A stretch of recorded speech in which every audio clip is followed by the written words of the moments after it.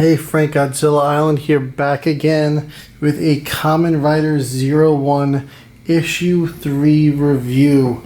Last we left off, once again, Aruto was in some trouble with Ragnarok.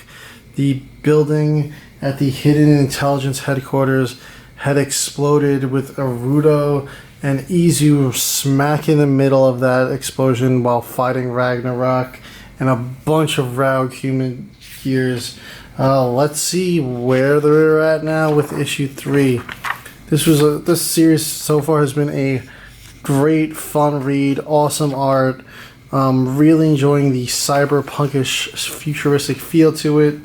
And here we are, boom, right there at the center explosion. Aruto and Izu managed to escape through some rubble in the building, and Izu calls in for some backup. And what is that backup? It is the Hopper Cycle. Pretty sweet here. What is a Kamen Rider without his bike, right?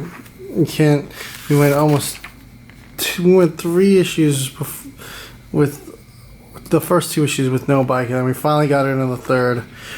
Now they're driving through a building and trying to flee some human gears that are still hot on their tail, out of control.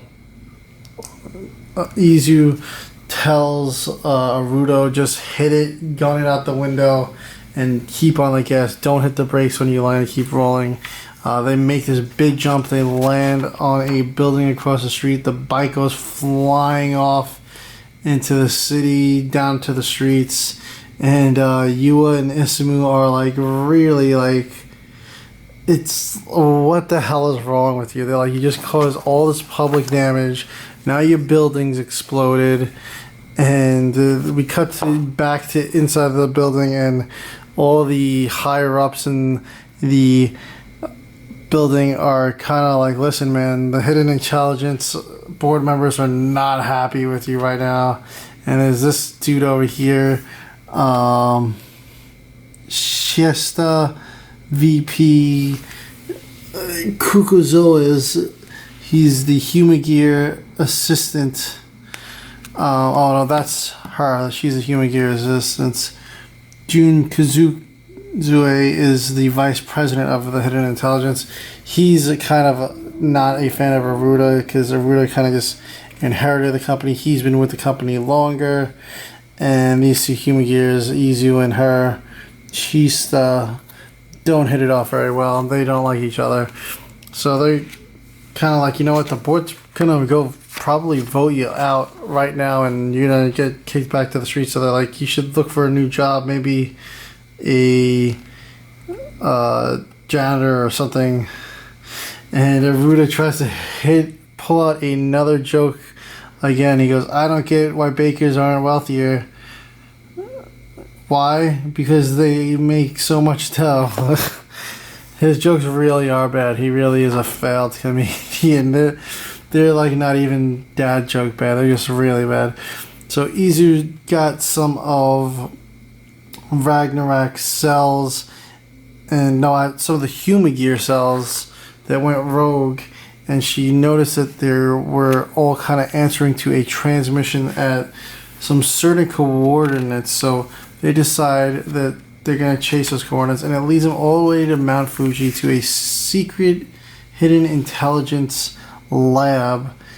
And in this lab, they discover this apocalypse reboot system that's currently in termination protocol, and quickly Ragnarok once again appears. He's been following him the whole time since the Hidden Intelligence HQ attack. Some more Raug Human Gears show up, the bats again. Aruto transforms into the Jumper Kamen Rider and begins fighting all these Human Gears, and Ragnarok again And Ragnarok is like, this is where I wanted you to lead me the whole time. And like, well, why didn't you just come here? And he's like, I couldn't find my way here for some reason. I don't know why. But we had some cool fights between Arudo and Ragnarok. We discover that in this base is a special progress key called the 1000 key that holds the powers of all the riders. So, you know, in the first issue, we saw them use a key that gave Arudo shark abilities, another that gave him bear abilities, and now Ragnarok has this ultimate key where he's pretty much going to be able to do everything Arudo could do, Valkyrie and Vulcan could do. And he grabs the key, and slowly you see he starts to kind of get more and more beefy. He's just trying to distract him. They keep fighting it out. And Arudo still can't seem to get that key away from him. And it unleashes the Armageddon form of Ragnarok, which is usually what Ragnarok is in Norse mythology. It's kind of like the end of the world. And now you see Ragnarok is just beefed up. Look at it's just like this giant demon. I mean, this issue goes like really quick. It's because it's just a lot of fighting between Arudo and Ragnarok. Not a ton of variants for this one. This one had this is the cover B that I got here. Cover C. This was the cover A over here. And cover C wasn't too different, just had some colors. I mean, this is the FOC cover. This is color C. But not a ton of covers for this issue. And then next up is the final issue, issue 4. I will be reviewing that on the channel soon.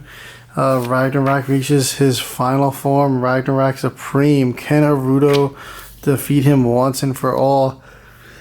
Excuse me.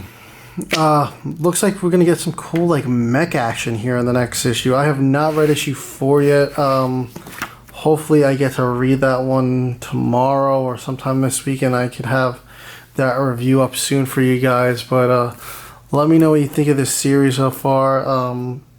If you have not got a chance to pick this up yet, I was just waiting for the trade paperback at this point. It's going to be out pretty soon.